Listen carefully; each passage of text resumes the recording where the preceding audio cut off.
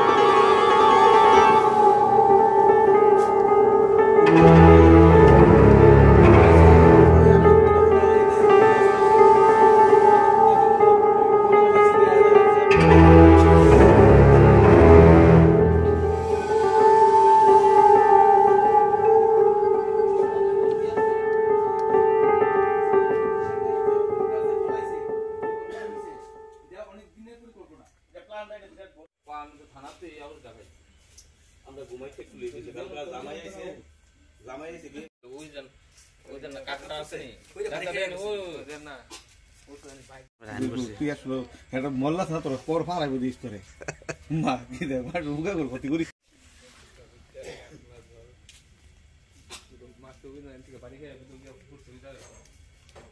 কইতাছে কই মানে পাইছে আরে কই কি পাইছে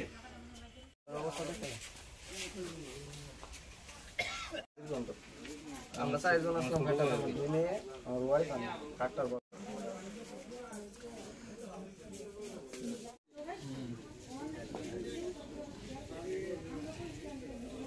গত রবিবারে হায়দ্রাবাদ গেছি ডাক্তার যাইতাম, কালকে রাত্রে এসি। কালকে রাত্রে 3:25 থেকে 30-এর মধ্যে একটা শব্দ হয়েছে আমার ঘরে রাত্রেবেলা। এমন শব্দ আমরা 5 কিলোমিটার এগিয়ে রয়েছিল। পরে দিয়ে ঘরের ভিতরে দোয়া ঢুকতে আছে, পরে বাজির গন্ধ পাইয়াছিল এরপরে বাইরে এলাম। বাইরে দেখি পুরা চারিদিকে সিটা বিটা লন্ডমন্ড হয়ে গেছে। ঘরের যত ছবি টবি আছে সব কিছু ভাঙ্গা চোরা। ঘরের অবস্থা খুব খারাপ। গাড়ি আছে, গাড়ি দিয়ে পড়ছে, গাড়ির গ্লাস মাছ গেছে, গরুর ঘরে দরজা মরজা সব কিছু শেষ। হ্যাঁ, এটা মার্ডার করানোর লিগে চাইছিল আর কি, বুঝলি? মার্ডার করানোর লিগে চাইছিল। এটা পরিকল্পনা চলতেছে অনেক দিন ধরে, আজকে 15-20 দিন ধরে আমার মারণের লিগে অনেক চেষ্টা করতেছে। কি উদ্দেশ্য দিয়ে মারার চেষ্টা করতেছে আপনাকে? উদ্দেশ্য এটা শত্রুতম থেকে প্লাস যেন আমরা 3 ফ্যামিলি আছি। আগে 8-10টা ফ্যামিলি আসলো একদিন রাত্রে ডাকাতির পরে, যেমন ফ্যামিলি ডাকাতি হয়েছিল, সবটি ফ্যামিলি এখান থেকে বাগাইছে। এখন আমরা ফ্যামিলিটা যদি নরম করতে পারে, আরো 2টা ফ্যামিলি আছে, ইডিও যাইব এখান থেকে, জায়গা সম্পত্তি দখল করে খাইতে পারবো, বুঝছেন না? এটা সম্পাদিক শত্রুতম। এমনি পুলিশ জানাচ্ছেন ব্যাপারটা? পুলিশ আইসে রাত্রে বুম টুম উদ্ধার করে লয়ে গেছে।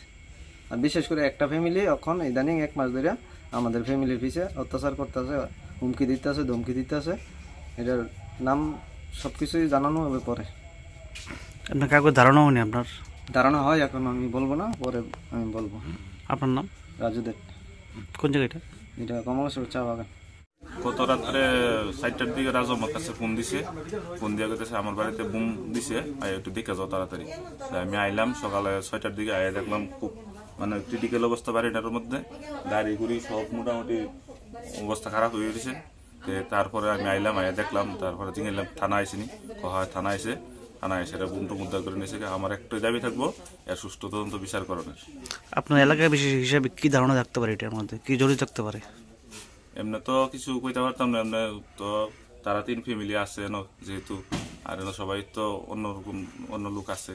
তারা কি লেগে এরকমটা করলো বা কে বা কারা করলো, এটা আমি কইতে পারতাম না। এটা প্রশাসনের নিকট আমি দাবি রাখবো, সুষ্ঠু তদন্ত করে মানে দোষীদেরকে সাব্যস্ত করে। এর আগে এমন ঘটনা হয়েছে কোনো সময়? না, এর আগে কোনো সময় হয়নি। কমলাসাগর বিধানসভা অন্তর্গত কমলাসাগর গ্রাম পঞ্চায়েতের চা বাগান এলাকায় রাকেশ দেবের বাড়িতে ভোর আনুমানিক 3:30টা বোম ব্লাস্ট করা হয়। তো এই যেখানে দেওয়া হয়েছে বোমটি, ওইখানে পাশের সাথেই ঘরে 4 জন লোক ছিল। তো ভগবানের কৃপায় বোমটি অন্যদিকে ধাবিত হয় এবং বাইরে গিয়ে একটা গাড়ির সামনে ব্লাস্ট হয়। তো ভগবানই রক্ষা করেছেন। আজকে যে দুর্ঘটনা ঘটেছে, আততায়ীরা করেছে, কে করেছে বা কারা করেছে এটা তো আর কেউ জানে না। তো পুলিশ প্রশাসন ভোরবেলায় এসেছেন, আমার সাথে মধুপুর থানার ওসি দেবজিৎ চ্যাটার্জি মহোদয় আছেন, ওনারা দেখছেন কী করা যায় বা কে করেছে। তো আমি এই যারা এই এলাকার লোকজনরা আছে তারা খুব ভয় পাচ্ছেন। তো পুলিশ প্রশাসন দেখছেন বা তাদের সুরক্ষার জন্য বিএসএফও আছে সীমান্তবর্তী এলাকায়। তো সবাই মিলেই এই এলাকাকে বা আমাদের সীমান্তবর্তী যেহেতু এলাকা, বিএসএফ এবং পুলিশ এবং আমরা জনপ্রতিনিধি হিসাবে এলাকার সব মানুষ এক হয়ে বা এই এলাকাকে যেন সুরক্ষিত রাখা যায় এটারই চেষ্টা হচ্ছে। তো আমি আশা রাখি পুলিশ প্রশাসন এবং বিএসএফ সবাই একযোগে সহযোগে কাজ করবেন বা এই এলাকাকে বা সীমান্তবর্তী এলাকাকে রক্ষা করবেন। বিএসএফ তো সবসময় সুন্দর কাজ করে যাচ্ছেন। তো আমি সবার কাছে এটাই, এলাকাবাসীর কাছেও আমি বিনীত আবেদন রাখবো, পুলিশ প্রশাসন এবং বিএসএফ সুন্দর কাজ করছে, তাদেরও সকলকে সহযোগিতা করতে হবে। সবাই মিলেমিশে আমাদের সীমান্তবর্তী এলাকা বা আমাদের ত্রিপুরা, ভারতবর্ষ বা যারাই দুষ্কৃতিকারী বা যে বাংলাদেশেও যে ঘটনা হচ্ছে চিন্ময় মহারাজজিকে নিয়ে বা এটার যে সুরসুরি, আমরা সর্বশ্রেষ্ঠ মানুষ হিসাবে আমরা যেন সংঘবদ্ধভাবে মানব জাতির কল্যাণার্থে আমরা কাজ করতে পারি, সবাই একজোট থাকতে পারি, এটাই আমি সকলের কাছে কামনা রাখছি।